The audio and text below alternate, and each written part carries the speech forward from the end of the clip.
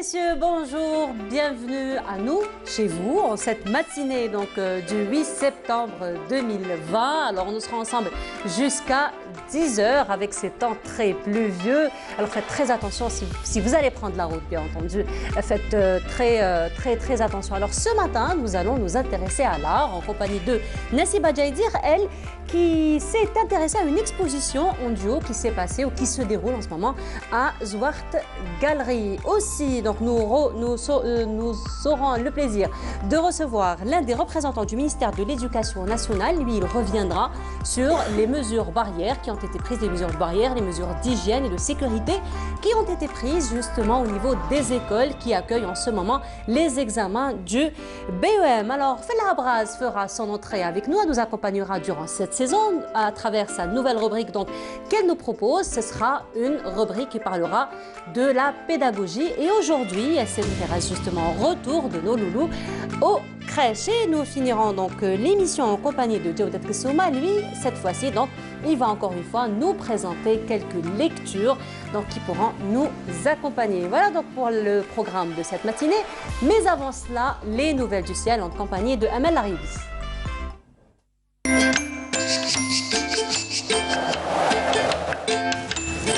La météo vous est présentée par Mobilis. Mobilis, أينما كنتم. Alors habituellement, pour bien commencer l'émission, je pose toujours la question à mes collègues, comment ça a été mon sommaire, est-ce que je l'ai bien fait, je ne l'ai pas bien fait? Et là, Amel Laribi me rend une réponse, mais alors tout juste, bien ficelée. Elle me dit, tu es en train de patauger. Alors effectivement, Amel, j'ai pataugé de la maison jusqu'ici, donc avec les intempéries. Je pense que c'est le cas de tout le monde. C'est le cas de tout le monde. On a été vraiment surpris sur la route. Effectivement, donc il y a eu quand même des inondations. Exactement, un peu partout. Des inondations un peu partout, donc il faut faire très attention. Oui, franchement, oui. Dans les lever routes, le pied, aller doucement surtout. Alors il faut savoir, moi en tout cas de la maison jusqu'ici, j'ai vu quand même qu'il y avait des patrouilles de la police, de la protection civile aussi qui étaient là, qui étaient présentes, qui s'arrêtaient lorsque les citoyens avaient besoin d'aide. Donc n'hésitez pas. Il faut s'arrêter quand il y a des inondations. Arrêtez-vous. Parce que ça ne sert à rien d'aller de l'avant. Voilà, alors justement, Amel, pour revenir un petit peu aux nouvelles du ciel et donc donner un peu plus d'informations aux téléspectateurs et aux citoyens, donc particulièrement ceux qui s'apprêtent à sortir, il y a un BMS cette fois-ci. Il y a une vigilance jaune, on l'a émis hier, Météo Algérie l'a émis hier, durant hier jusqu'à cet après-midi 15h sur les régions centre et est. D'accord. Donc, je vais dire les wilayas qui sont concernés par ce BMS. Alors, on y va? On y va. Bonjour à tous. Eh bien, pour aujourd'hui aussi, Météo Algérie a émis encore une vigilance jaune des pluies parfois orageuses et localement assez marquées sur le centre et l'est. Les wilayas concernés pour aujourd'hui, eh bien, on aura la wilaya de Bourj Bouariri, Djemsila, Sétif, Mila, Constantine, Galma, Le Bouakri, Soukharas, Tébessa, Khenchla et Batna. Des quantités de pluie assez importantes, estimées entre 20 et 40 mm. Sur les régions centre, eh bien, les wilayas concernés sont Tipaza, Alger, Blida, Boumerdes, Tizi Ouzou, Bouira, Béjaïa, Djidjel et Skikda, avec des quantités de pluie assez importantes aujourd'hui encore, estimées entre 20 et 30 mm durant cette journée. Et pour aujourd'hui, eh bien, on aura toujours un temps plutôt nuageux sur le centre et l'est, avec des pluies orageuses localement assez marquées, comme je vous l'ai dit tout à l'heure, des pluies orageuses sur le centre et l'est. Par contre, à l'ouest, eh bien, on aura de la brume en ce début de matinée, puis le ciel sera partiellement voilé près des côtes, des orages sur les hauts plateaux, la moitié sud partiellement voilée sur le sud-ouest, l'extrême sud et tout au long des frontières algéro-maliennes, accompagnées de quelques averses par endroits. Ailleurs, le soleil sera bel et bien présent, avec des soulèvements de sable sur le Sahara central et les oasis. Les températures, l'après-midi, eh bien, Météo Algérie a prévu 24 degrés sur Alger, 27 Oran, 28 degrés à Annaba, 25 Tizi Ouzou, 26 Constantine, 29 Al-Biyar de Djelfa, 30 à Tlemcen, 25 à Batna, au sud 35 Tamanrasset, Janet, Biskra, 37 à Gardaya, 38 à Béchar, 41 degrés à Elizi, 42 vers l'extrême sud et enfin 43 degrés le maximum, Tindouf, Adrar et In Salah. On va faire un petit tour cette fois-ci du côté de la mer, où la mer sera plutôt peu agitée sur pratiquement l'ensemble des régions côtières. Des vents qui varient entre 10 et 20 km/h près des côtes centre et est et 30 à 40 km/h près des côtes ouest. facteur nord-est. On va faire un petit voyage cette fois-ci du côté de l'Europe où le ciel se montrera pluvieux à Moscou et nuageux à Berlin, Londres. Par contre, le soleil brillera vers Vienne, également Madrid, Lisbonne, partiellement voilé à Paris, Rome et Istanbul. Le mercure affichera 18 degrés seulement à Moscou, 21 à Berlin, 25 à Paris, 28 à Madrid, 23 à Londres, 32 degrés à Lisbonne, 29 à Istanbul et le maximum cette fois-ci à Rome avec 33 degrés. Voilà, je vous retrouve tout à l'heure juste après le journal télévisé de midi et soyez très très prudents.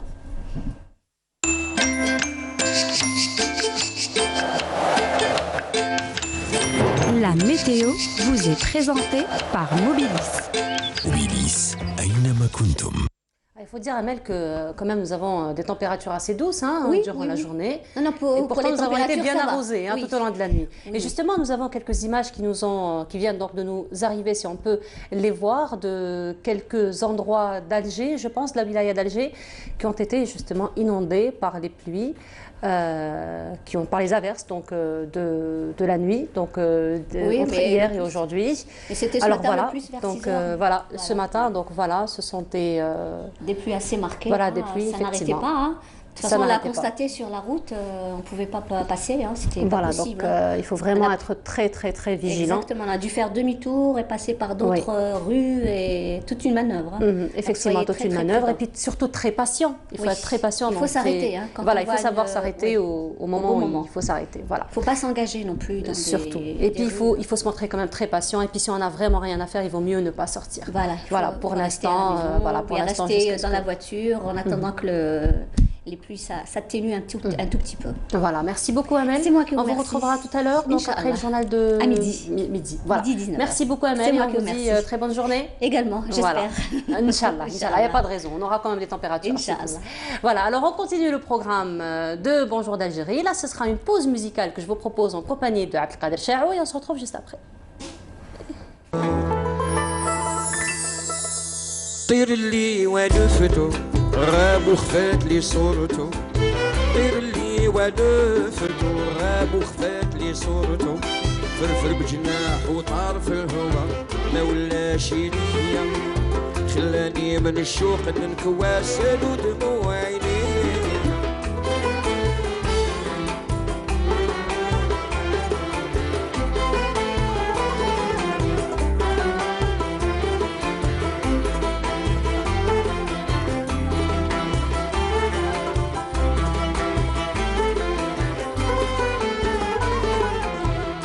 لي في زماني نسمع صوته والنغايمه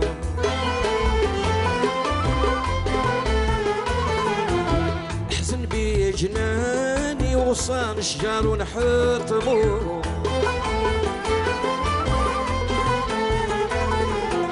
ما بقى لي في زماني نسمع صوته ونغايمه حزن بي جناني شجار ونحطمو يا من يعمل جميل فيا يبريني عامته يا من يعمل جميل فيا يبريني عامته طير لي ونزله غاب وخفات لي صورته طير لي ولفته غاب وخفات لي صورته فرفر بجناح وطار في الهوا ما ولاش ليا خلاني من الشوق ننكواسل ودموع عيني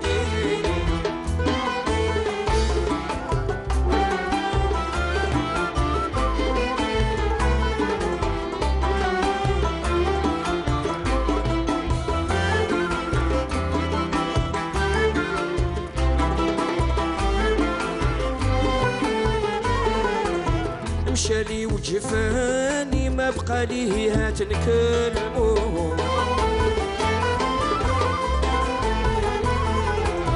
انكرني وخلاني وقلبي للهم سلمو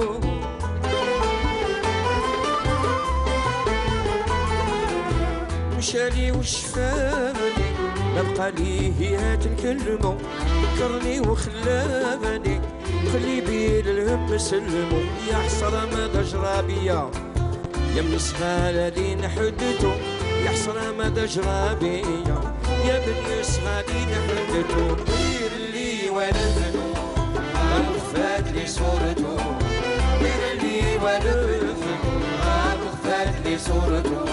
فرفر بجناح وطار في الهوى لا ولا شيرين خلاني من الشوق ننكوى سال ودموع عيني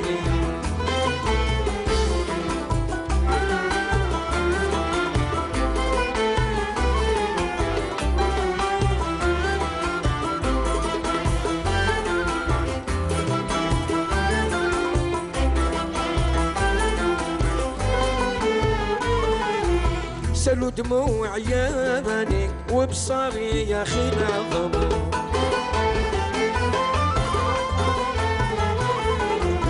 ما ظنيت انساني خلاني وحجر مرسمو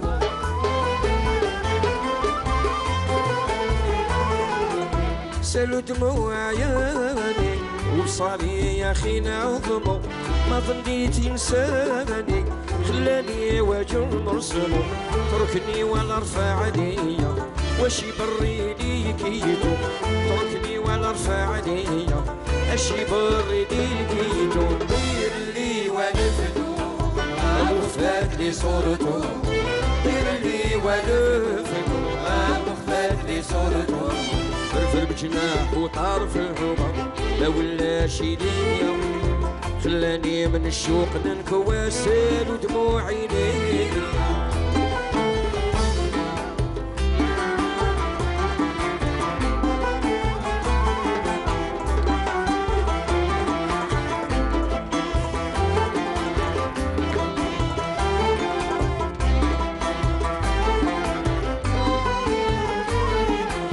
منصبور المحاني قلبي للسهرة تلزمو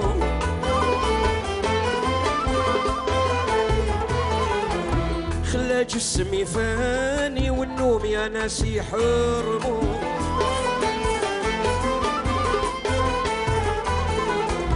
منصبور المحاني قلبي للسهرة تلزمو خلا جسمي فاني والنوم يا ناس يحرمو يا مضراي سلا عليا اشي نسيني محبته يا مضراي سلا عليا اشي نسيني محبته دير لي ونفدو اغفر لي صورته دير لي ونفدو اغفر لي صورته فرفر بجناح وطار في الهوى لا ولا شي ليا خلاني من الشوق ننكوى سالو دموع عينيا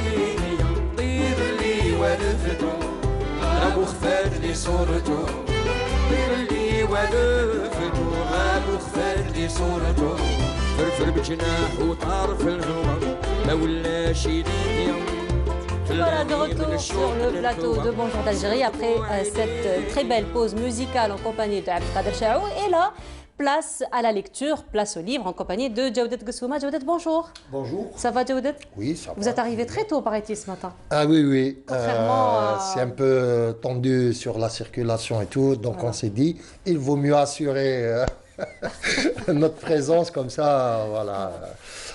Le rendez-vous avec le téléspectateur est toujours prioritaire, donc on est obligé d'être là pour eux et c'est un plaisir. Hein. Bon, voilà, là, donc vous avez vraiment été très tôt ici, avec tout ce qui s'est passé. Donc encore une fois, on rappelle les téléspectateurs et les citoyens donc, qui prennent la route d'être très vigilants donc, en route et surtout d'être très patients. Alors là, nous étions en train d'apprécier la chanson d'Abdelkader Chaou, que vous connaissez très bien, Djaoudet.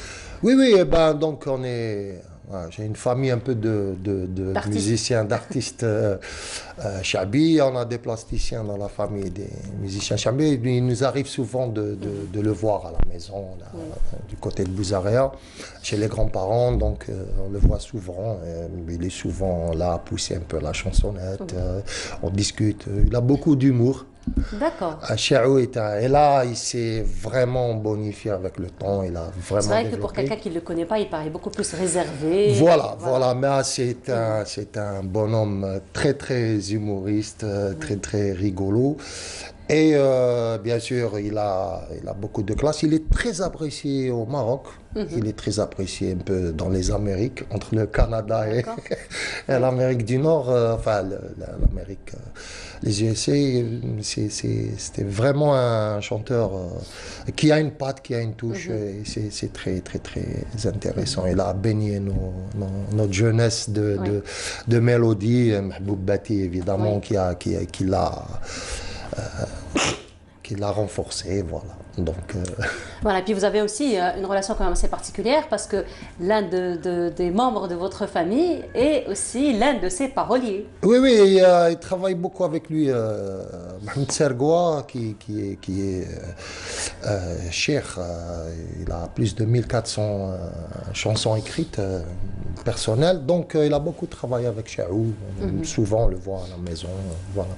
Voilà, très bien. Alors aujourd'hui, donc encore comme à l'accoutumée, vous avez fait une sélection pour les téléspectateurs. Oui, donc, mais une sélection de lecture. Une sélection un peu originale. Hein. On est un peu sorti des sentiers battus et on s'est échappé un peu des librairies et des coins de lecture. Là, on s'est plutôt consacré à ce qui s'est intéressé à ce qui se passe dans le bac, aux textes littéraires.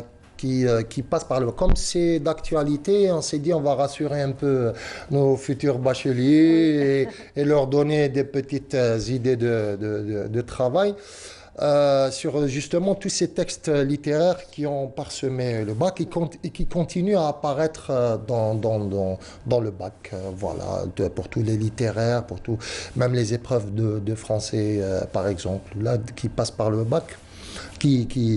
Qu'on voit à Hagdak dans le bac, c'était assez original de découvrir ça et donc on voulait partager ça avec nos lecteurs. Nos lecteurs. Alors, donc on va commencer. Donc il y a un parcours. Avant, nous étions sur des points de langue. Les textes littéraires étaient axés sur les points de langue, la grammaire, la syntaxe, la littérature universelle classique algérienne, et beaucoup de textes qui parlaient un peu d'humanisme, de valeurs. On avait Le Fils du pauvre de D'ailleurs, la phrase, je me souviens, comme si ça datait d'hier, ou alors mon frère, que Dieu le garde, alors que son frère le massacrait du coup. C'est-à-dire, après, il y a toujours des valeurs de tolérance, d'ouverture, des choses comme ça qui apparaissent. Vous avez des valeurs humanistes, comme celle de Capitaine Courageux de Rudyard Kipling. Il y a le livre de la jungle, des extraits où cette phrase célèbre « Tu seras un homme, mon fils ». Il y a toujours des choses comme ça qui apparaissent dans les textes, des valeurs qui apparaissent dans les textes littéraires qui passaient par le bac ou même dans le cursus pour arriver au bac. Il y avait toujours ces textes-là universels, Le vieil homme et la mer, des choses comme ça. Ensuite, là, depuis un peu plus de 10 ans, c'est surtout des textes ancrés sur l'actualité. C'est des textes réalistes et donc nous ne sommes pas sur le nouveau roman, par exemple, qui parle de textes réalistes ou qui amènent des éléments de la réalité dans la fiction. Nous sommes vraiment dans la réalité la plus prégnante. Donc vous avez depuis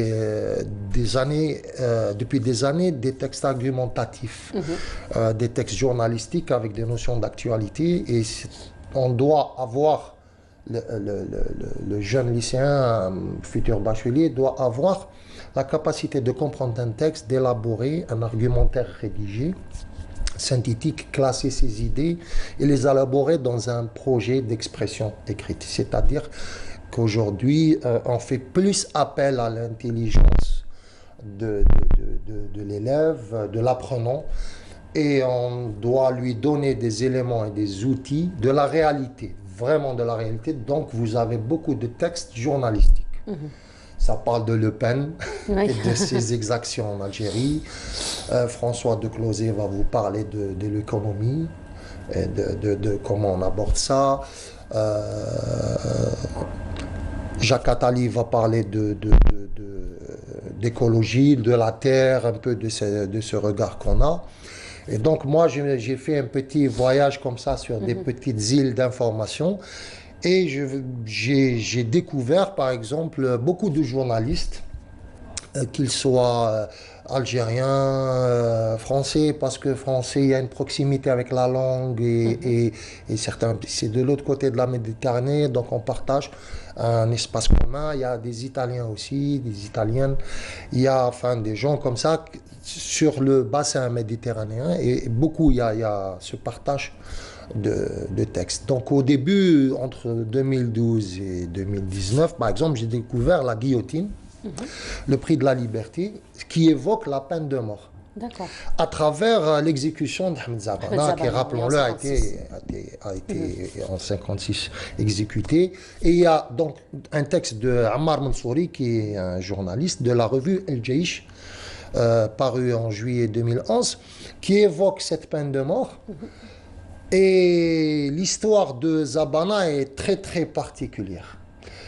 Moi, j'aurais aimé qu'il y ait la lettre qu'il a écrite à ses parents. Oui. C'est une lettre poignante. Ça aussi, ça fait partie parce que ça vient de l'intérieur. J'aurais aimé qu'il y ait aussi ce texte de la lettre d'Ahmed Zabana qui avait précédé voilà, son exécution. Cela dit, Hadi la guillotine, le prix de la liberté, qui évoque Ahmed Zabana et son exécution. Ça parle de la peine de mort, ça parle de Mitterrand qui a dit exécuter, ça parle de beaucoup de choses, et donc c'est très intéressant. C'est très synthétique, très ramassé, mais c'est très très puissant comme texte. Comme texte, oui. Voilà, comme texte. Après, vous avez la célébration d'un anniversaire, tout simplement. Ça, c'est un certain Jean-Philippe. Ça, ce sont des textes qui ont existé, le bac. Hein. Donc, c'est des textes que j'ai pris des archives du bac, qui ont été comme épreuve, donnés comme épreuve. Voilà. Donc, et les textes qui sont comme épreuve, en général, je ne vais pas faire du spoiling. Il faut faire très attention. Ce que je dis, c'est que c'est les débuts. On a toujours eu les textes argumentaires. Je ne vais pas dire, moi, que les sujets du bac vont s'intéresser au premier trimestre. Là. Attention, ce n'est pas ce que je dis. C'est juste que il y a une lecture avec un dénominateur commun, c'est qu'on a pris toujours les textes du début, et donc après, qui nous servent pour la suite dans les 3 trimestres. Oui. D'accord? Donc voilà, donc faites attention, les futurs bacheliers, je ne suis pas en train de dire c'est ce qui va ou c'est ce style qui va, mais c'est ce qui revient, c'est qu'il y a le dénominateur commun, c'est que surtout des textes d'actualité. Ou alors une actualité qui surfe sur le temps aussi, voilà. Comme l'écologie, c'est quelque chose qui ne va pas durer un été. On va parler de... Donc là, vous avez par exemple un texte de développement personnel qui s'appelle la célébration d'un anniversaire. Mais en même temps, ça parle d'une manière très conceptuelle. C'est un certain Jean-Philippe qui l'a écrit le 31 juillet 2010 dans un article paru sur un site qui s'appelle Révolution personnelle. Donc c'est un site de développement personnel. Et là où il va parler d'anniversaire, on va se dire, mais qu'est-ce que ça a d'important?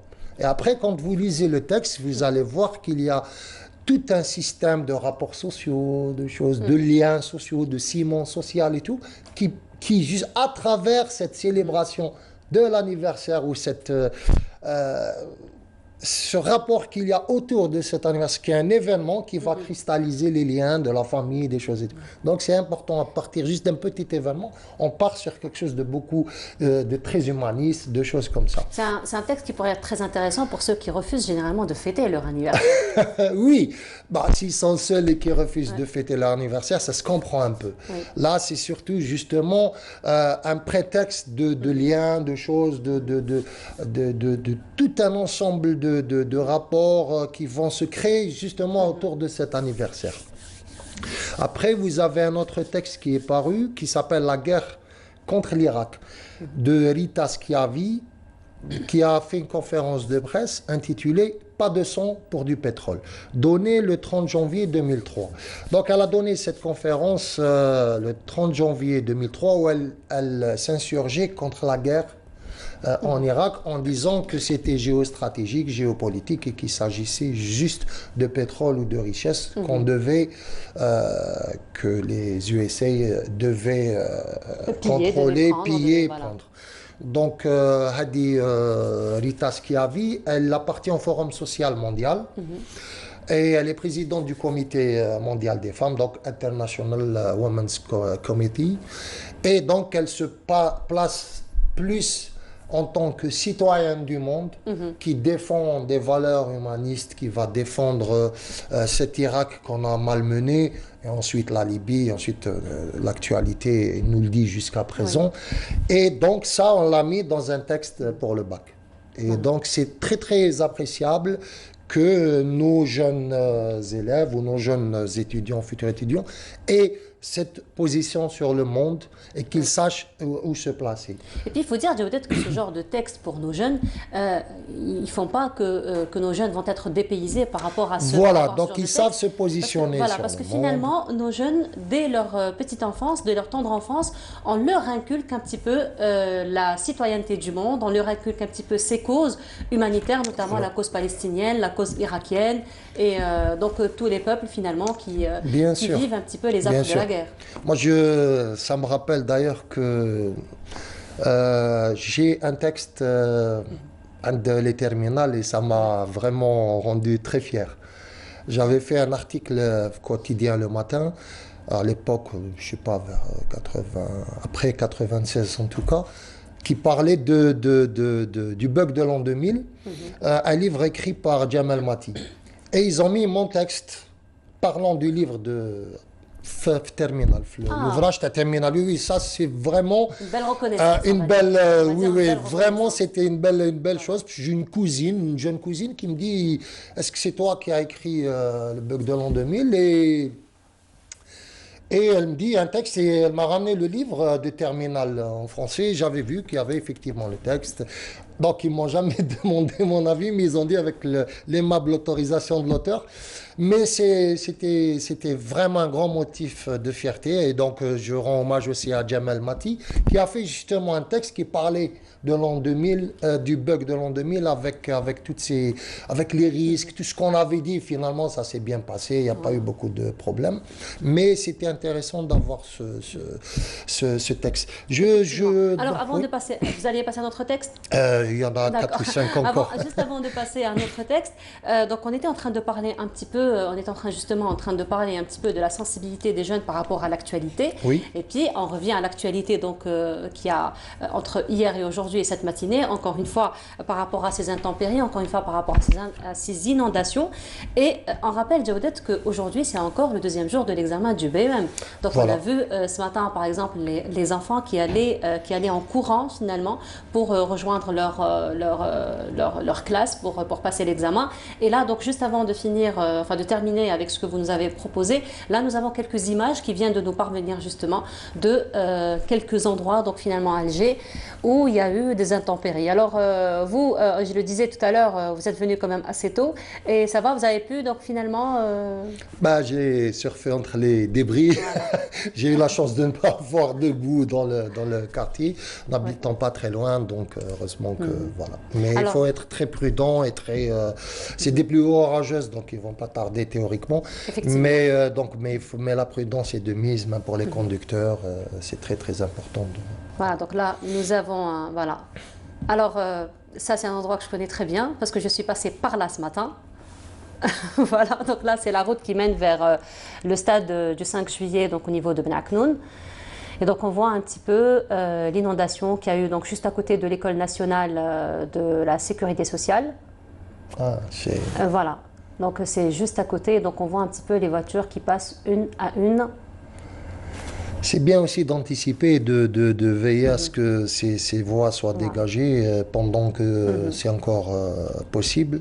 Oui, alors il faut que nous apprenions de nos leçons passées, c'est à chaque fois... Alors, il faut dire quand même que ces intempéries sont une chose tout à fait normale, que ça peut se produire à n'importe quel moment, à n'importe quel endroit dans le monde. Il suffit juste d'être très vigilant, d'être prudent, d'être très patient aussi, de ne pas s'impatienter justement dans les routes. Il faut dire aussi que les patrouilles de police et de la protection civile sont toujours en train de faire un petit peu le tour de ces zones qui ont été touchées touchés par les inondations, pardon. Et donc, si jamais vous avez un souci avec votre voiture, un souci quelconque, vous pouvez toujours les arrêter parce qu'ils sont là justement pour répondre aux besoins et répondre aux soucis donc, des citoyens. Je ne sais pas si nous avons un appel téléphonique là avec l'Office national de météorologie, donc pas encore. Alors en attendant d'avoir l'appel téléphonique, donc il va nous donner un peu plus de détails sur donc, la météo et sur le temps entre hier et aujourd'hui, sur ce qui va se passer donc aujourd'hui pour informer encore plus, sensibiliser encore plus par rapport à cette situation. Donc nous reviendrons dans un petit moment avec un appel téléphonique avec l'une des représentantes de l'Office national de météorologie. Sinon, on termine avec vous. Oui. Et donc on était sur un autre texte. Donc oui, après donc à chaque fois il y a des textes qui parlent de choses et d'autres, qui parlent de citoyenneté, qui parlent aussi de développement personnel, et aussi des textes de découverte, comme par exemple le champ lexical chez les enfants, présenté par Abdelnour Abdeslam, qu'on connaît très bien comme étant un excellent traducteur de la langue tamazight, qui écrit souvent là c'est le Liberté du novembre 2006, où il parle du champ lexical chez les enfants avec toute une définition de ce champ, d'où ça vient, à quoi ça sert, qu'est-ce qui peut servir au développement justement de lexique chez l'enfant. Ensuite, vous avez le 1er novembre, le 8 mai 45. Alors, avant de passer au 1er novembre, qui est une date quand même très importante, si vous permettez, donc on reste encore avec l'actualité. Et là, donc nous avons par téléphone la chargée de communication de l'Office national de météorologie, Madame Houaria Benripta. Bonjour, est-ce que vous nous entendez? Bonjour, Madame Benripta, vous êtes avec nous? Oui, je suis avec vous, normalement je vous entends. Bonjour, bienvenue à vous. Allô, oui, bonjour.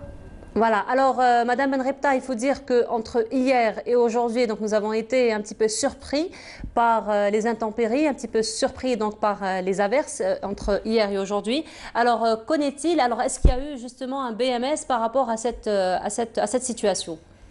Oui, alors effectivement, nous, on n'était pas tellement surpris puisque Météo Algérie, auparavant, elle avait émis des alertes et une alerte et une vigilance aussi niveau 1, donc une vigilance niveau 2 qui est passée au niveau 2, c'est-à-dire qu'on est passé au BMS, concernant l'arrivée des averses de pluie parfois orageuses sur les régions de l'Est ainsi que du centre du pays. Effectivement, Météo Algérie, comme j'ai dit, après la vigilance jaune, on est passé à l'orange. Ça veut dire que la situation s'est aggravée. Donc, c'était un BMS qui a été émis sur les régions centre ainsi que est du pays, qui prévoit aussi des averses de pluie, parfois des pluies continuées, parfois des averses orageuses qui prévues intéresser les régions, surtout de l'Est du pays et une partie cette matinée, les régions du centre. Alors, qu'en est-il justement de la météo pour aujourd'hui, pour demain, donc un petit peu pour informer le citoyen quant à ses déplacements et surtout pour prendre un peu plus, pour être un peu plus vigilant donc en prenant la route? Ok, alors je rappelle juste les quantités de pluie appréciables qui ont été enregistrées durant les dernières 24 heures, surtout sur les régions de l'Est. On a enregistré tout de même 54 mm sur la station de Gijel, 42 mm sur la station de Tébessa. En ce qui concerne les régions centre du pays, donc à Tessel al-Marja, on a enregistré quand même 51 mm, 63 mm à Barraqi et 56 mm à Boudria. Donc vous voyez que c'est des quantités appréciables. Vraiment, ça va, la situation, elle va continuer. Donc on aura toujours des averses de pluie. L'amélioration, elle se fera progressive, ou bien l'atténuation des pluies sera progressive à partir de la soirée d'aujourd'hui. Mais toujours, il faut rester vigilant puisque Météo Algérie prévoit encore que la situation, elle reste instable, variable, jusqu'à la fin de cette semaine, Inch'Allah. Très bien. Donc, je vous informe aussi que Météo Algérie vient d'émettre un nouveau site web, ça fait 3 jours de cela. C'est www.meteo.dz, donc c'est une nouvelle version du site web à travers laquelle on a insisté sur la vigilance. Donc, vous allez trouver une carte de vigilance concernant les 48 wilayas du pays. En cliquant sur une wilaya, on peut avoir toutes les informations concernant le niveau de vigilance ainsi que le phénomène, la durée du phénomène.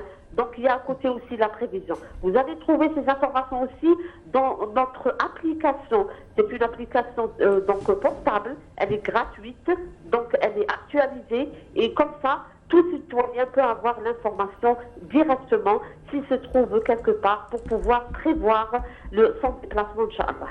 Merci beaucoup, Madame Benrekta. Peut-être qu'on va rappeler très rapidement les wilayas qui sont le plus touchés donc, par ces averses, s'il vous plaît. Oui, bien sûr. Alors, on a une minute, s'il vous plaît. Je vais faire monter mon... Parce que je suis en direct avec vous. Bien sûr. Centre de prévision. Et là, je vais rappeler les wilayas concernés. Donc, les wilayas concernés, on a tout de même Tipaza, Alger, Glida, Boumerdes, Tizi Ouzou, Bouira, Bjaya, Jijel et Skikda. Voilà, les donc, quantités qu'on peut enregistrer, à part ce qu'on a enregistré les dernières 24 heures, peuvent atteindre 20 à 30 mm en plus de ce qu'on a enregistré auparavant. Quand même, voilà. Merci beaucoup, Madame Houaria Benrekta. Merci. Donc, je rappelle, vous étiez en direct avec nous. Vous êtes la chargée de communication de l'Office national de météorologie. Merci beaucoup pour ces indications et pour ces précisions. Merci à vous. Bonne journée. Voilà, alors je reviens à vous. Donc, Deoudet, on s'est arrêté à une date phare dans l'histoire de l'Algérie, notamment le 1er novembre. Vous m'aviez arrêté au 1er novembre. Voilà. Je parlais... vous ai arrêté pour la bonne cause, Deoudet. Oui, non, il n'y a pas de souci. Bien sûr, ça c'est d'utilité publique, c'est normal. Non, parce que je vous ai dit ça parce que c'est 1er novembre, 8 mai 45. Ah, voilà. Voilà, c'était pas seulement la date du... Moi, je me suis C'était arrêtée. pour ça, voilà, vous êtes arrêté. Voilà. Non, c'est-à-dire qu'il y a eu une évocation aussi dans les sujets du bac, justement, du 1er novembre, du mai 45, la défaite de Dien Bien Phu, et le rapport qu'il y avait de la France coloniale avec un peu toutes ces dates phares et toutes ces choses-là. Et on parle du 1er novembre comme une réponse à toutes ces choses. Écrit par Kamal Mansari, qui est un journaliste, il est aujourd'hui rédacteur en chef du Jeune Indépendant du 31 octobre 2015. Donc il avait parlé un peu de toute cette réponse justement du 1er novembre, la proclamation du 1er novembre, il y a un manifeste, donc c'est très important. Et donc il parle du rapport de la France coloniale avec ses colonies. Donc après, vous avez un texte qui évoque le 8 mai 45. Cette fois aussi, c'est intéressant parce qu'on a un texte très empathique, effectivement, parce qu'il parle de l'intérieur. Donc c'est les mémoires. Ce texte a été sorti de Mémoires d'un combattant par Aït Ahmed, par Hussein Aït Ahmed. Donc, paru aux éditions Bouchan en 1984. Ce texte parle du 8 mai 45 vu par un des acteurs du 8 mai 45, qui est Hussein Aït Ahmed. Donc, il y a aussi un texte très intéressant. Ça ne parle pas spécialement de foot, mais ça parle de militantisme, de résilience, de combat.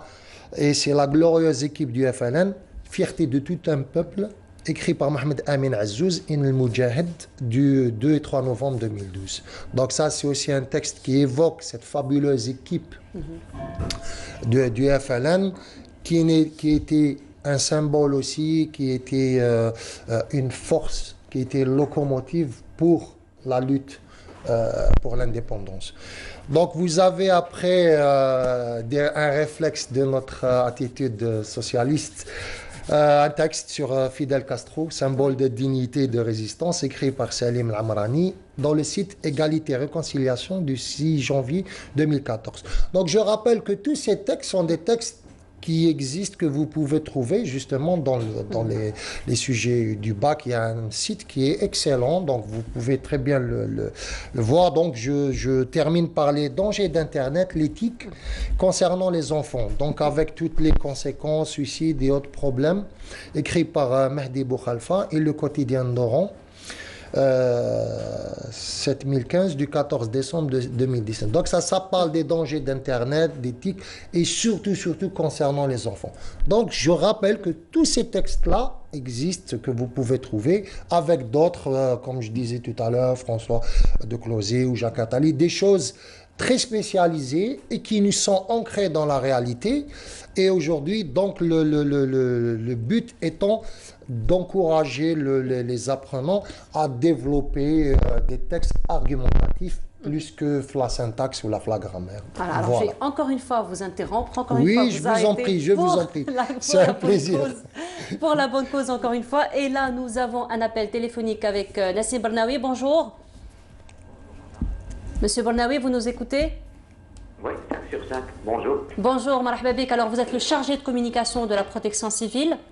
Exactement. Alors, justement, hier, donc, quelques wilayas du centre et de l'est d'Alger donc, ont été touchés par des averses, donc par des pluies.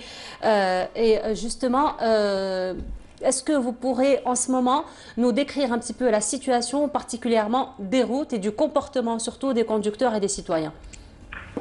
Exactement. Donc, la situation des intempéries suite aux chutes de pluie qui a touché les wilayas du centre ainsi que les wilayas de l'Est à partir du début d'après-midi hier et les wilayas du centre dès les premières heures de cette journée. Donc, on a eu plusieurs interventions dans le sens d'effectuer plusieurs opérations d'épuisement des eaux pluviales qui se sont infiltrées à travers plusieurs habitations, édifices publics, ainsi qu'on a eu le constat d'enregistrer la stagnation ainsi que la remontée des eaux à travers plusieurs axes routiers et entrées de différentes villes. Donc, et malheureusement, on déplore une personne décédée hier à Mila, un enfant de 8 ans qui a été emporté par des crues d'ouest au niveau de la commune et d'ailleurs de Ain Beda à Harish. On voit qu'on a eu le sauvetage de 3 personnes à bord d'un camion qui était cerné par les eaux pluviales. Donc ici à Alger Centre, on a enregistré la stagnation et la remontée d'eau à travers plusieurs axes, notamment Alger Centre au niveau de Odin, proximité du port d'Alger, à Bémondaïs, à Innaja, au niveau de Hidra. Il y a eu quelques trémies où ils étaient inondés. On a eu la remontée d'eau entre 30 à 50 cm. Et on a eu un effondrement partiel du mur extérieur de l'ambassade de France où la circulation a été coupée suite aux chutes partielles de 2 mètres de ce mur. Donc nos services ont travaillé à pied d'œuvre pour venir au bout de tous les appels de détresse. Donc la situation s'est accalmie actuellement avec l'intervention aussi d'autres services techniques suite à l'accalmie de la situation. Donc la situation revient en état normal actuellement. Voilà. Merci beaucoup, Monsieur Bornaoui, donc pour toutes ces précisions. Alors, on rappelle que vous êtes tout proche du citoyen parce qu'on vous voit quand même faire le tour un petit peu des routes pour apporter de l'aide ou du soutien donc à ceux aux citoyens, donc aux conducteurs qui peuvent avoir des soucis dans la route. Exactement, oui. Voilà. Merci beaucoup, Monsieur Nassim Bornaoui. On rappelle, vous êtes le chargé de communication donc, de la protection civile. Et encore une fois, donc, on rappelle nos citoyens, nos conducteurs, d'être très vigilants. Alors, les images que nous étions en train de voir, on rappelle que ce sont donc des images amateurs qui ont été prises par les citoyens, par les conducteurs et donc qui nous ont été parvenus. Voilà donc pour encore une fois quelques précisions sur la situation des routes dans les wilayas qui ont été touchés par les inondations. Voilà, oui, il faut encore une fois, il faut de la prudence, il faut un comportement citoyen, c'est-à-dire qu'on doit penser à l'autre et veiller à ce que cette situation soit dépassée dans les meilleures conditions. Voilà. Ce sont des situations qui sont normales, donc il ne faut pas s'inquiéter, c'est pas l'apocalypse. Voilà. Donc, mais il faut, si on peut compenser justement par un comportement exemplaire, ça aide beaucoup. Justement ces services qui sont au service du citoyen, la police, la gendarmerie, les pompiers, même les gens de la voirie qui font un travail. Donc, il faut les aider au maximum, mais tout va très bien se passer. Merci beaucoup, Djaoudet. Je souhaiterais souhaiter bon courage. Je souhaite donc bon courage à tous les bacheliers. Voilà, en leur disant collez, futurs bacheliers, Inch'Allah. Respirez par le nez, relaxez-vous. Voilà, ça relaxe et ancrez-vous sur l'actualité, sur la réalité. Soyez en phase avec le monde qui vous entoure et tout se passera très bien. Inch'Allah. Voilà. Merci beaucoup, Djaoudet, pour ce partage encore une fois. On vous retrouvera très bientôt, Inch'Allah. Voilà, alors on continue et là, ce sera un reportage que je vous propose de voir. C'est un reportage donc, qui a été fait par Nassiba Jaïdir. C'est un portrait, pardon, c'est pas un reportage, c'est un portrait qui a été fait par Nassiba Jaïdir. Il a été dressé à l'artiste plasticien Kamal Nour et on se retrouve juste après en compagnie de Nassiba Jaïdir, justement. La peinture, c'est sa passion. il y consacre son capital temps. Kamel Nour nous a fait l'amitié de franchir son univers. Un univers où il libère toutes ses forces créatives. Pinceau en main, inspiré et motivé, ce plasticien se laisse guider par sa ferveur artistique. Avec toute une gestuelle en action, il aménage son espace plastique. C'est comment on se prépare préalablement à un voyage. Donc on prépare la voiture, on prépare les matériaux nécessaires pour démarrer. C'est exactement. Dans un atelier, on prépare les pinceaux, les couleurs, le matériel nécessaire pour commencer le voyage. Voyage artistique à travers les couleurs et à travers la peinture. Mais cette peinture doit être non seulement spontanée, mais aussi harmonieuse. Très prolifique, Kamel travaille sans relâche dans son atelier. Un atelier où il traduit toutes ses émotions d'artiste. Il avance, recherche et explore dans un monde bien à lui. Dans son approche plastique, ce plasticien utilise des techniques mixtes. Au gré de ses coups de cœur, les sentiments mûrissent et s'extériorisent. La peinture artistique, avant tout, c'est une thérapie. Moi, je peins tous les jours pour me sentir bien. Pour m'occuper, pour me sentir bien et par la suite pour faire sortir ce que j'ai envie de faire sortir au monde pour que les gens, les autres, mon environnement apprécient ce que je fais. De temps à autre, son manager artistique lui rend visite.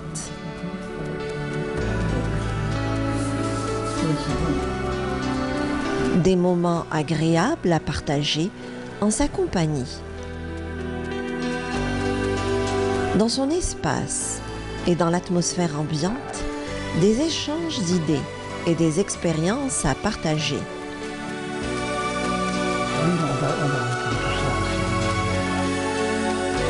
Avec cette volonté d'aller de l'avant et au-delà, Kamel poursuit son petit bonhomme de chemin. Un chemin et un parcours rythmé par des expositions. Au fil des années, il a fini par s'imposer sur la scène artistique algérienne.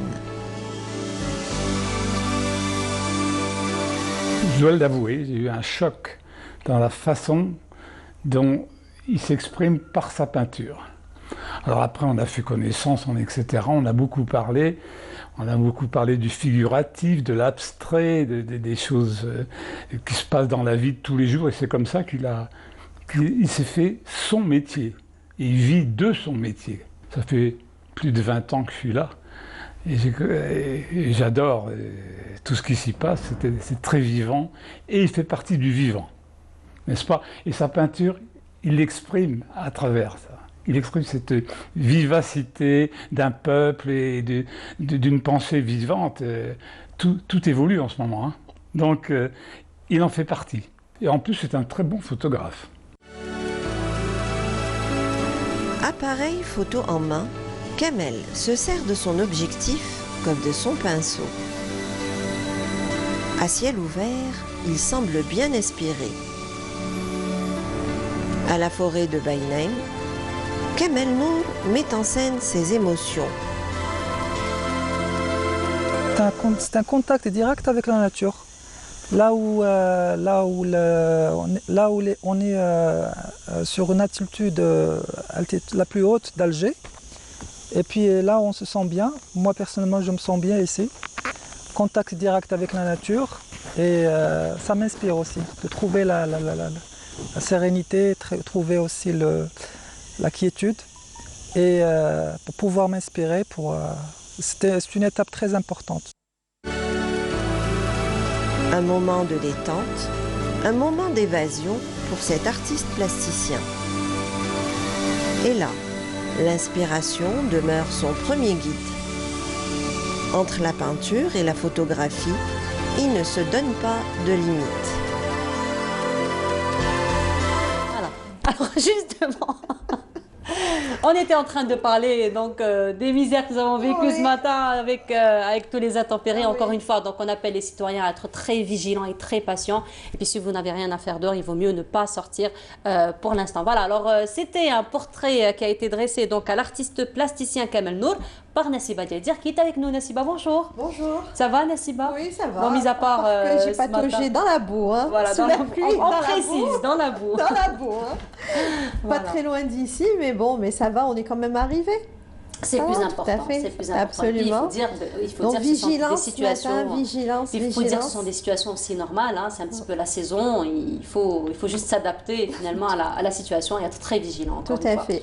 Voilà, alors Nassiba, comme à l'accoutumée, vous n'êtes pas seule aujourd'hui. Oui, avec notre invité, on était en train de voir le reportage il y a un petit moment. Oui. Il nous a fait l'amitié de franchir le seuil de son univers, dans son atelier. Oui. Très coloré. Très coloré. Oui. Avec nous ce matin, Kamel Nour, bonjour.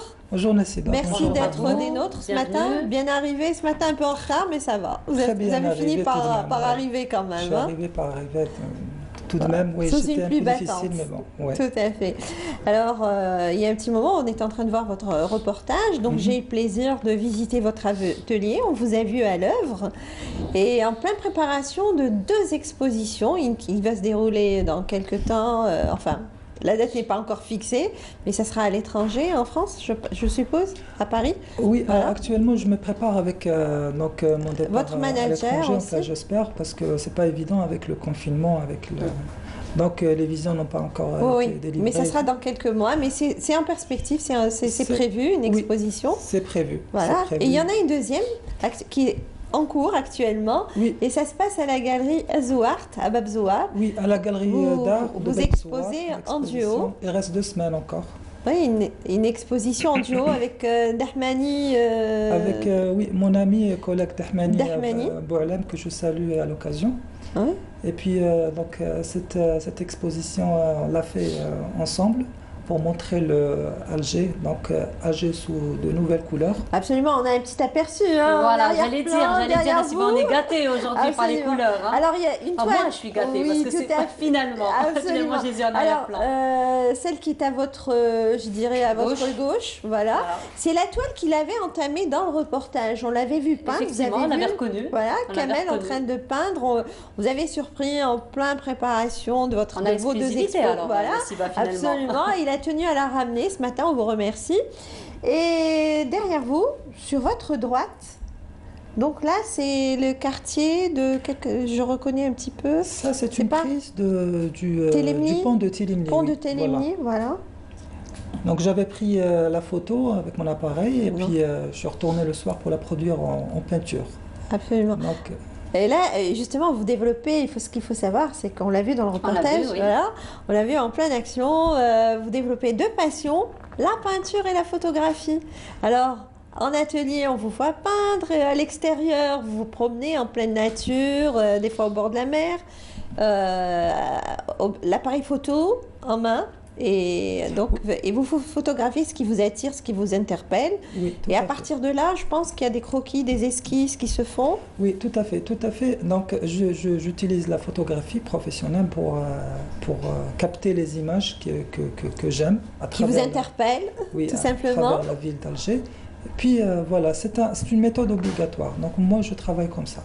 Oui. Préalablement, je prends les photos ou bien des esquisses sur place. D'accord. Alors, pour capter déjà les couleurs, la couleur est très importante pour moi. Donc, la capter et puis la visualiser sur ordinateur, la traiter avec un logiciel graphique, l'imprimer sur place et faire aussi sur place, sur l'impression aussi, ajouter des couleurs. Et puis, par la suite, commence le travail de reproduction. D'accord. De l'image à une peinture. Voilà. C'est votre manière, c'est votre approche plastique, c'est votre manière de voir, de sentir cette peinture. Et votre passion, donc la peinture, la photographie, deux passions qui vous habitent et qui habitent en vous, je dirais, et qui animent tous ces travaux artistiques qu'on voit et qui vit en vous, hein, en fait, hein, et surtout la peinture. Oui, surtout la peinture. Vous êtes venu tout jeune comme ça à la peinture ? La peinture, je me rappelle, enfin, c'était mon premier pinceau, c'était vers l'âge de 6 ans. D'accord. Ma mère m'avait appris à dessiner avec les mains, comme tous les enfants. Oui. Donc, prendre la peinture et badigeonner avec mes 2 mains. Par la suite, j'ai commencé à réfléchir en tant qu'enfant, à marier les couleurs, à mettre en harmonie les 2 couleurs, 3 couleurs en même temps. Et après, par la suite, j'ai développé ça au fur et à mesure avec le temps. Et chemin faisant, vous êtes arrivé à l'École supérieure des beaux-arts d'Alger, mais vous avez fait un petit passage de 2 années. Vous n'avez pas terminé pour des raisons personnelles. Oui, tout à fait. Après mon bac en 99, j'ai tenté quand même ma chance à l'École des beaux-arts. J'avais la chance d'accéder directement. D'accord. Et puis par la suite, enfin, j'ai fait 2 ans. Je suis passé en 2e année, mais j'ai arrêté les études pour m'orienter vers d'autres types d'études. D'accord. Ensuite, il y a eu l'université. Vous êtes psychologue aussi de formation. Oui, voilà. j'ai fait de la psychologie. Voilà. Tout à fait. On reviendra sur votre parcours, si vous voulez bien, juste après avoir vu le reportage. Donc, on va Vous êtes déplacé d'ailleurs à cette exposition. Cette exposition signée par Kamel Nour et Dahmani aussi. Boualem, voilà. Excusez-moi. Dahmani Boualem. Alors, le titre générique de cette exposition, c'est Mon pays, retour en couleur. Allez, donc retour en couleur à travers ce reportage signé Seba Djazir. On se retrouve juste après donc, pour continuer le débat.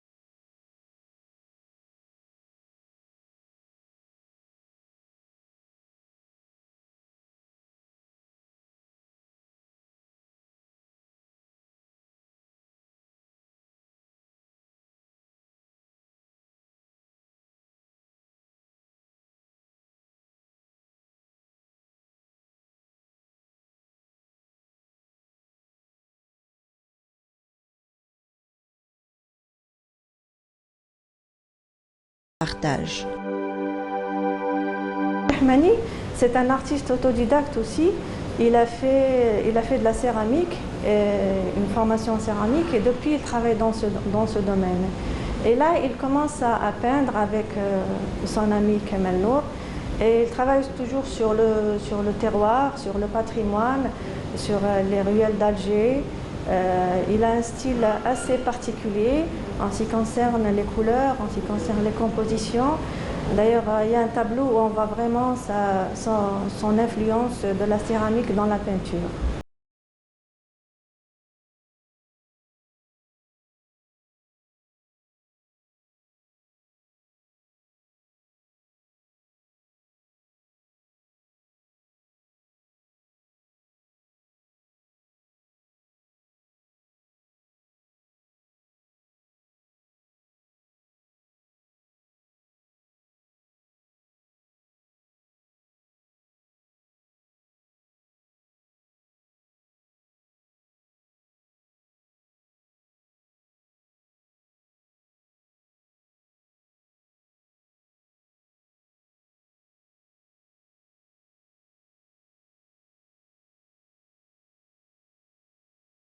Et voilà, ça a été une très belle visite, j'ai envie de dire reposante et apaisante. Merci. À travers toutes ces belles couleurs, cette belle musique aussi. Oui. Bien choisi aussi. Bien choisi, oui.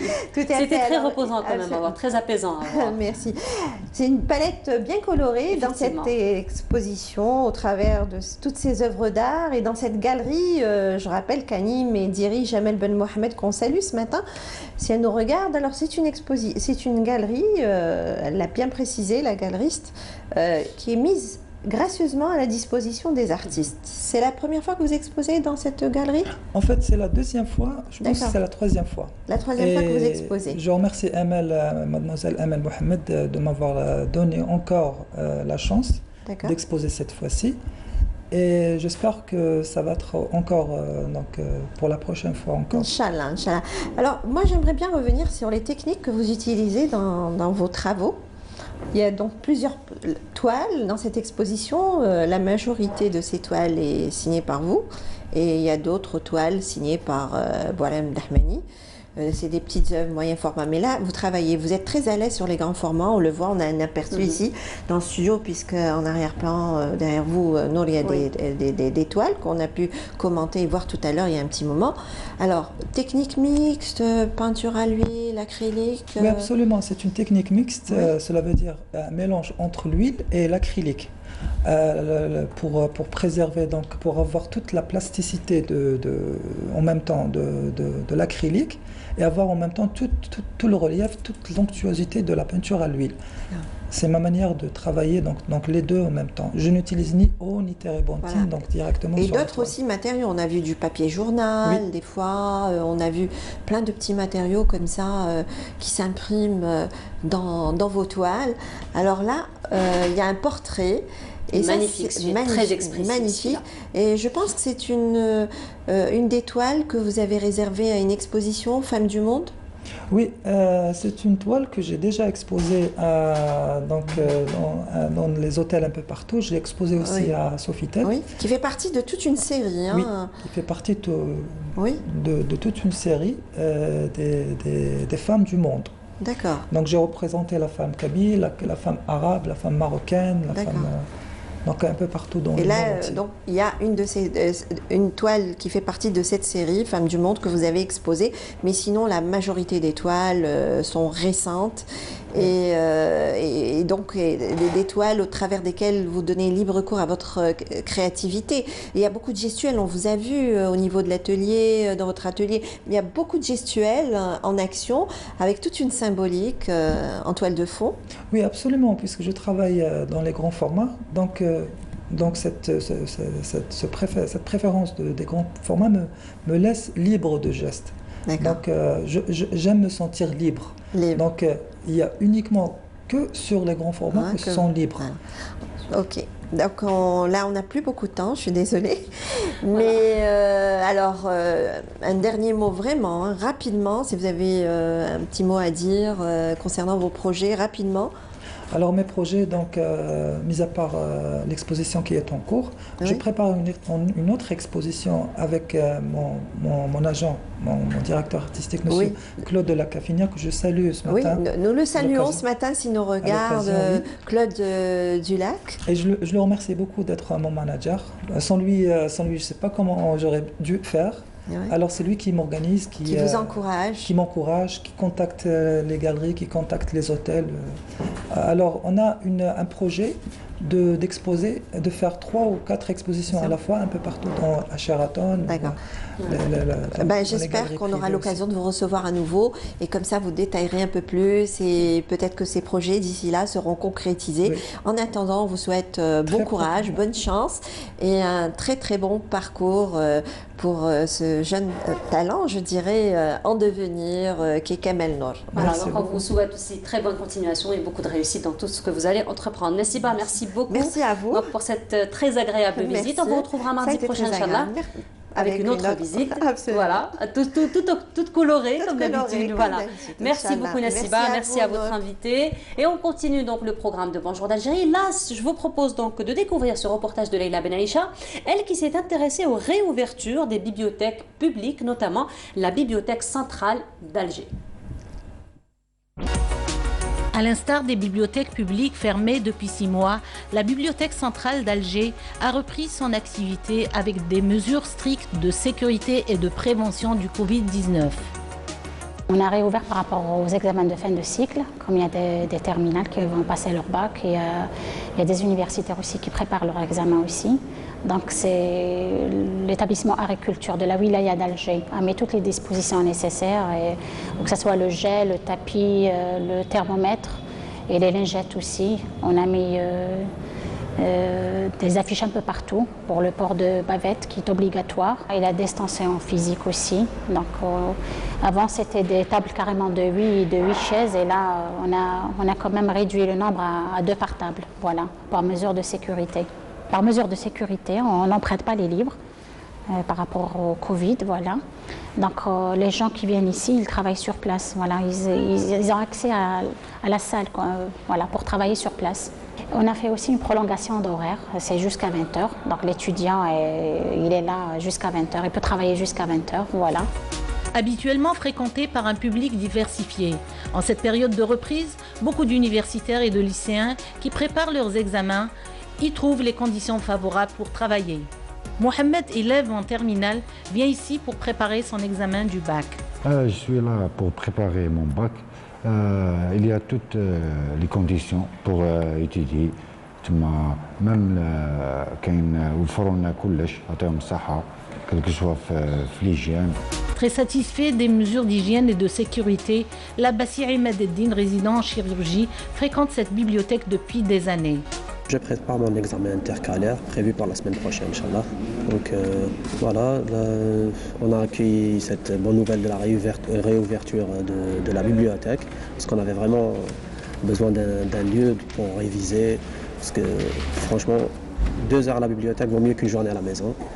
Donc voilà. Les mesures de sécurité pour le Covid, on nous a mis à notre disposition du gel antiseptique, la distanciation est respectée. Donc voilà, on travaille dans de bonnes conditions. En attendant l'amélioration de la situation sanitaire, la bibliothèque continuera de fonctionner avec 50% de ses capacités d'accueil, en tant que lieu de travail uniquement. Et toujours donc avec ces mesures préventives et toujours donc avec ces mesures de sécurité et d'hygiène, hier, aujourd'hui et demain, donc les candidats au BEM aussi sont soumis à ces règles d'hygiène, à ces règles barrières. Et nous allons en parler ce matin avec Madame Souhila Jamil. Bonjour. Bonjour. Marhababik. Merci. Alors vous me disiez, vous êtes venue ce matin de la Pérouse. Franchement, vous êtes championne. Avec Saha, vous êtes là avec nous.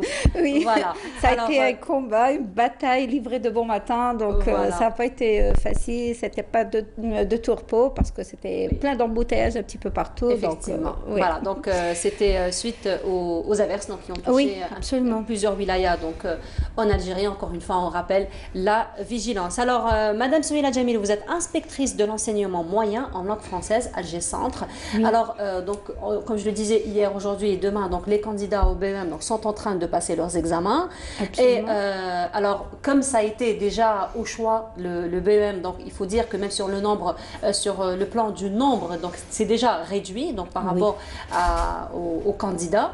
Et pourtant, vous avez été très strict sur les mesures d'hygiène, sur les mesures donc barrières pour la protection donc non seulement des candidats, mais aussi du personnel d'enseignement.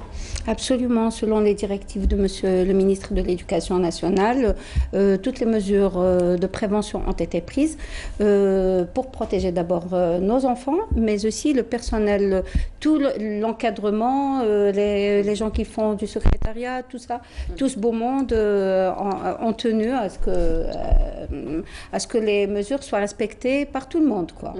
Donc gestes barrières, gel hydroalcoolique, tout est mis à la disposition des gens sur place. Il y a même le truc pour prendre la température et tout ça. Oui, tout ça, ça a été respecté. Oui, à la lettre, malgré le petit nombre de candidats, parce que, comme vous le savez, la plupart sont passés au cycle supérieur. Mais nos enfants qui sont en train de passer leur BEM en ce moment même, on fait tout pour qu'ils soient en sécurité, protégés, bien protégés. Voilà. Et justement, est-ce que vous pourriez un petit peu nous parler de ce processus un petit peu que les candidats, je ne vais pas dire des enfants, hein, je veux dire les adolescents, donc, qui sont en train de passer le BEM. Alors, donc, quand ils arrivent, il y a tout un processus qu'ils doivent suivre, un chemin particulier. Absolument. Oui, déjà. Des étapes aussi particulières. Déjà en temps normal, déjà avant cette pandémie, avec tout ce qui est exceptionnel pour cette fois-ci, en temps normal déjà les tables sont déjà mises, il y a la disposition des tables dans les salles et tout ça, il y a déjà une distance à respecter. Ça c'est dans les conditions normales. Dans les conditions normales, déjà il y a une distance à respecter entre chaque deux tables, entre chaque deux rangées, déjà en temps normal. Alors maintenant avec cette pandémie, tout ça, donc il y a des mesures exceptionnelles qui ont été prises par la tutelle et qui ont été respectées sur terrain. Et d'ailleurs, dans chaque centre de déroulement, ces mesures sont appliquées à la lettre. Il n'y a pas de truc, donc il n'y a pas de... Et puis j'imagine que même le personnel de l'enseignement, mais aussi les candidats, aussi, ils sont conscients finalement de la situation et ils suivent eux aussi. Donc finalement, j'imagine qu'il n'y a pas de résistance de la part des candidats ou du personnel. Non, pas du tout. Vous savez, finalement, on a été soumis à ces conditions exceptionnelles depuis presque 6 mois. Voilà, presque 7 mois. Et donc, c'est en train de devenir... ça fait partie de notre vie de tous les jours, quoi. Ça devient des gestes barrières qui s'installent, qui se sont imposés à nous, dans notre société. Nous qui aimons être comme ça, à se prendre dans les bras, se faire la bise. Très sociable, finalement. Très sociable et très... On est méditerranéen, donc voilà. Mais là, il y a ces gestes qui ont tendance à disparaître. D'ailleurs, entre amis, entre membres de la famille, on se dit bonjour comme ça, on se tape comme ça, mais personne ne fait plus la bise. À commencer par moi, je ne fais plus la bise. Alors là, je dis, il y a quand même du bon. Voilà. Donc finalement, ce sont des gestes et des réflexes, j'ai envie de dire, qui se sont installés durant ces 7 mois. Donc du coup, les candidats aujourd'hui qui sont face à ces mesures, donc finalement, tout se fait naturellement. Absolument, parce qu'il n'y a rien d'exceptionnel pour cet examen. C'est un examen comme un autre, avec des mesures concernant les conditions exceptionnelles par lesquelles passe le monde entier finalement. Il n'y a pas que nous. Donc c'est quelque chose qui doit faire... C'est un examen, mais rappelons-nous qu'ils vont être sur les bancs de l'école. Et donc ça va être des gestes qu'ils vont devoir respecter. Et ça fera partie de notre culture, de nos habitudes, de notre quotidien. Voilà. Alors il faut dire que ces préparatifs, notamment les mesures sanitaires, sont prises notamment pour les examens du moyen, mais aussi pour les prochains examens donc, du bac aussi. Et là, nous avons un reportage qui a été réalisé par Walid Yousfi, lui qui s'est intéressé donc, aux mesures sanitaires qui ont été prises pour l'examen du bac dans la wilaya de Saïda. Je vous propose donc de voir ce reportage. Distanciation physique, prise de température, ce sont là les directives du protocole sanitaire mis en place pour l'examen du baccalauréat. Dans la wilaya de Saïda, les élèves du lycée Mouaddin Bouziane découvrent en temps réel ces nouvelles mesures de sécurité sanitaire, le temps de la tenue du bac blanc. Nous avons pu tester aujourd'hui le protocole sanitaire mis en place pour l'examen du baccalauréat. Tout s'est bien passé. C'est une bonne initiative. Cela nous permet de bien se préparer pour le jour de l'examen et de ne pas stresser ou paniquer à cause de cela.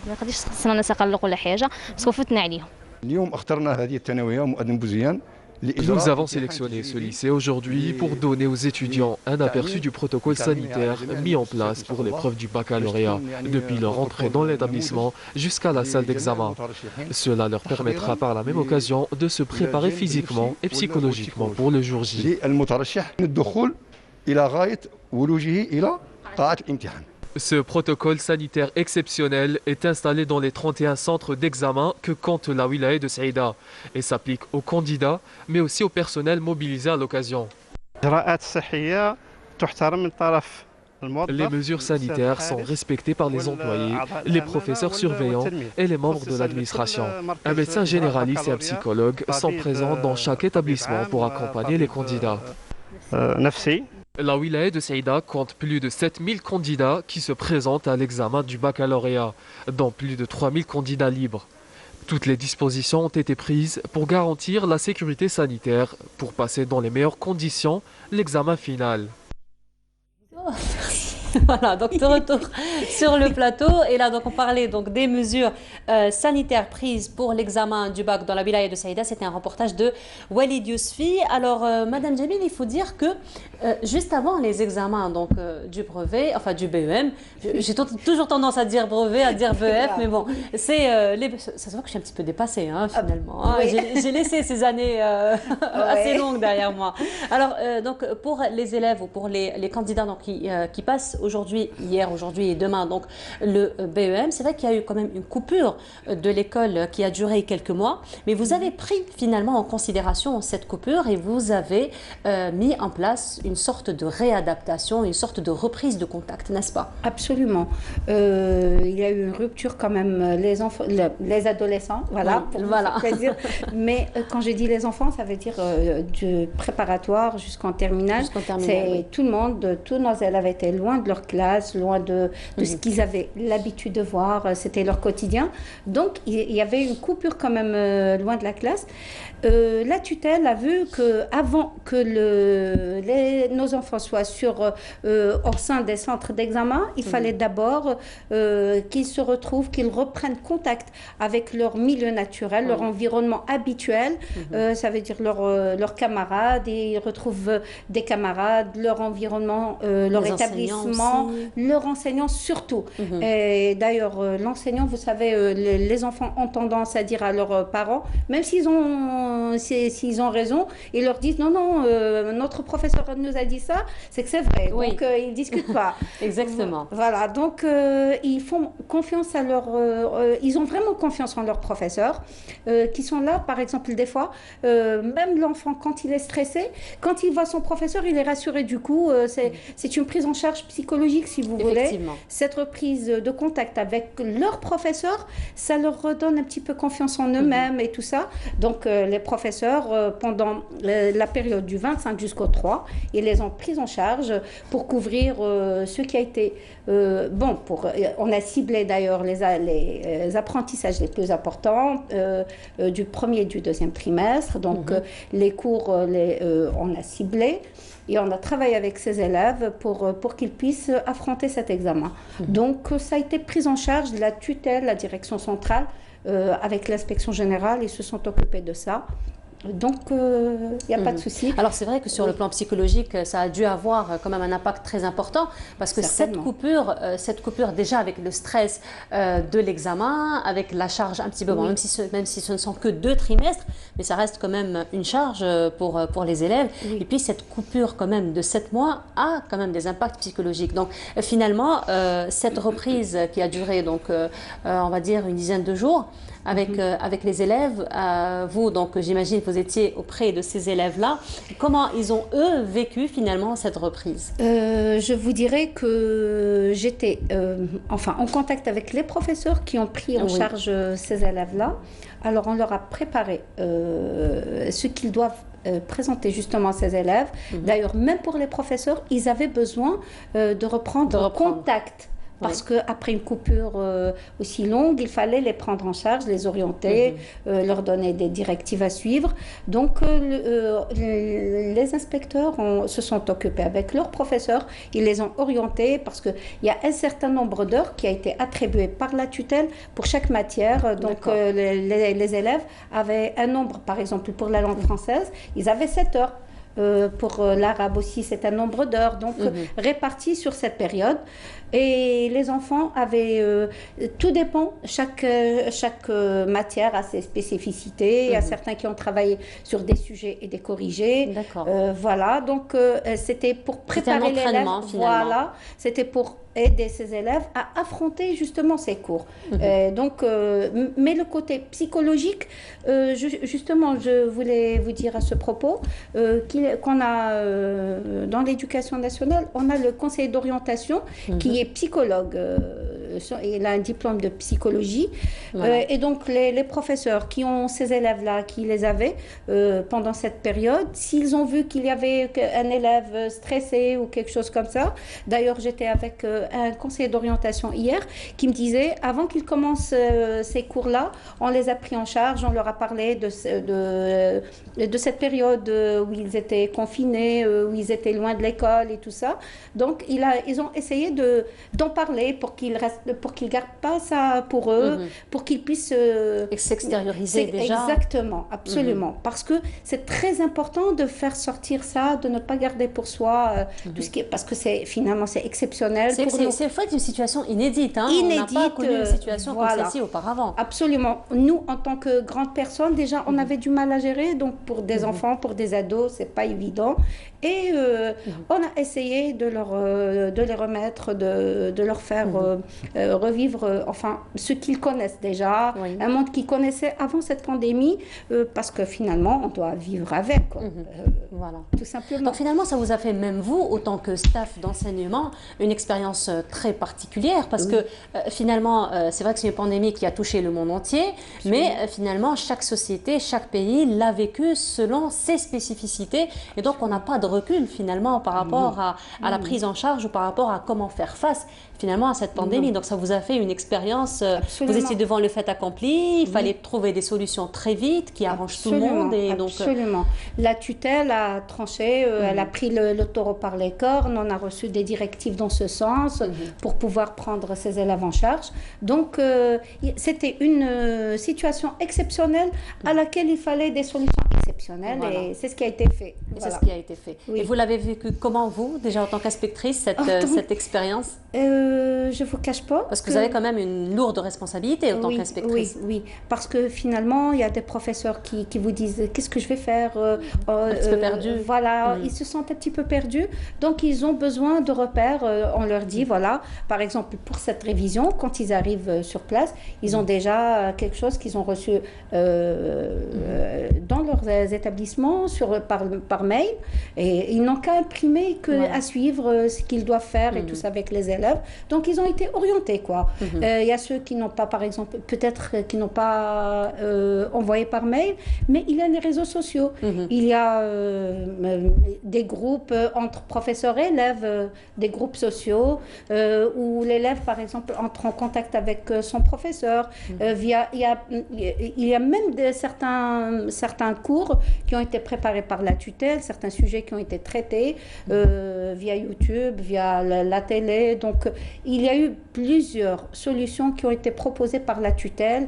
Et la tutelle, vraiment, elle a pris en charge cette situation. Voilà. Oui. Alors, il faut dire, Madame Jamil, ce matin aussi, ça a été une autre situation exceptionnelle ce matin, à laquelle on ne s'attendait pas, finalement, à laquelle on ne s'attendait pas. Donc, on a vu un petit peu les routes qui étaient complètement bloquées à cause donc, des inondations. Donc, moi-même, en venant ce matin donc, de la maison jusqu'ici, j'ai vu un petit peu les candidats qui essayaient de courir un petit peu pour arriver à temps donc, à leur classe d'examen. Alors, j'imagine, aujourd'hui, il y a eu beaucoup de retardataires, hein, parce que les gens ne savaient pas trop ce qui se passait, finalement. On était dans des embouteillages, on ne savait pas trop ce qui se passait. Et donc, les élèves ont quand même, en tout cas, moi-même, j'en ai vu hein, sur la route, des élèves qui ont essayé quand même de sortir de leur voiture, d'aller à pied, donc d'aller courir. Et donc, probablement, d'autres élèves pourraient être en retard. Alors, j'imagine qu'il n'y a pas encore de décision qui a été prise par rapport à cette situation, parce que là, on est vraiment en plein dedans et on est devant un fait accompli quand même auquel on ne s'attendait pas. D'imprévu, quoi. D'imprévu, voilà. Alors, est-ce que vous pensez qu'il y aura peut-être des décisions par rapport à cela? Certainement, la tutelle a toujours des solutions. Des solutions quand il y a un problème qui se pose, même quand il y a imprévu. Donc, certainement, ça va être pris en charge. Voilà. Oui. Voilà, donc effectivement, la situation a été très inédite ce matin. Donc, donc pour tout le monde, oui. C'est vrai. Pour tout le monde. Alors là, on me disait, on va voir un sujet de Sarah Derbel et on se retrouve juste après. Même école, même prof, mais le décor est nouveau. C'est dans cette nouvelle ambiance que les élèves de cet établissement ont rejoint leur classe pour préparer leurs examens. Bien sûr, ça sort de la routine habituelle qu'on a chaque année, mais c'est une obligation qu'on doit respecter pour notre bien et le bien de nos proches. On remercie tous les profs parce que c'est grâce à eux qui nous aident actuellement en cours, et aussi les profs sur YouTube et les réseaux sociaux qui nous aident en plus les révisions et des efforts qu'on doit fournir personnellement pour atteindre notre but qui est le bac. Ça nous a vraiment beaucoup perturbé, le fait de rester 6 mois, et on n'avait aucune motivation, on n'avait pas le moral de faire des révisions ou bien de repasser nos cours, ou bien on était 6 mois à la maison sans rien faire, et après c'est vraiment un peu trop stressant. En plus de la crainte d'être contaminé par la Covid-19, le stress ennemi juré des candidats est toujours présent.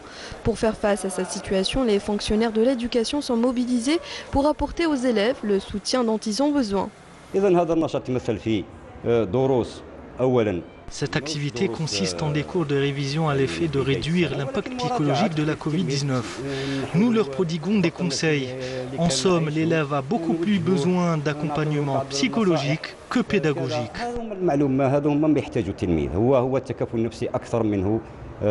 C'est un apport psychologique, c'est-à-dire qu'on doit préparer les élèves pour qu'ils soient prêts à leur bac. En somme, pour les élèves en classe d'examen, se préparer psychologiquement est tout aussi important que réviser ses cours. C'est la seule manière de mettre toutes les chances de son côté afin d'être fin prêt le jour J. Alors, bon courage à nos élèves. Bon courage à nos élèves, oui effectivement, donc ça a été encore une fois les révisions du bac, c'est un sujet de Sarah Derbel. Alors Madame Jamil, nous sommes arrêtés au fait donc, de ce qui s'est passé ce matin, donc avec tous ces intempéries, donc on ne sait pas encore ce qui va se passer et quels sont les... On n'a pas de chiffres, hein, donc on ne sait pas est-ce que les élèves vont être en retard ou pas en retard, et qu'est-ce que la tutelle va faire par rapport à ça, de toute façon on est en plein dedans. Par contre, il y a des mesures qui ont été prises bien avant et que l'élève aujourd'hui, s'il est arrivé en retard, il ne devrait pas s'inquiéter, n'est-ce pas? Non, il ne devrait pas s'inquiéter parce qu'il n'y a pas d'épreuve éliminatoire. Voilà. Par exemple, même s'il a raté cette épreuve, on ne sait jamais. Oui. S'il a raté, c'est pas la peine de se dire c'est la fin du monde, donc j'abandonne, je laisse tomber. Non, il ne laisse pas tomber. Il va continuer son examen parce qu'il n'y a pas d'épreuve éliminatoire, contrairement au bac. Voilà. Merci beaucoup, Madame Souheila Jamil, d'avoir été parmi nous ce matin. Un dernier mot, peut-être avant de se quitter. Je souhaite bonne chance à tous nos élèves. J'espère que ça va bien se passer pour eux. Inch'Allah. Inch'Allah. Merci beaucoup. Je rappelle, Madame Souheila Jamil, vous êtes inspectrice de l'enseignement moyen en langue française à SG Centre. Voilà. Absolument. Alors, nous arrivons donc au terme de notre émission. Merci beaucoup de nous avoir suivis. Je vous souhaite une très agréable journée et encore une fois, soyez très vigilants, très patients. Donc, ce sont des intempéries qui sont tout à fait normales, qui touchent le monde entier et donc il faut juste être vigilant et patient. Merci beaucoup de nous avoir suivis, d'avoir été parmi nous encore une fois. Une journée très agréable à vous et au revoir. جابوها ويديهم رفعوها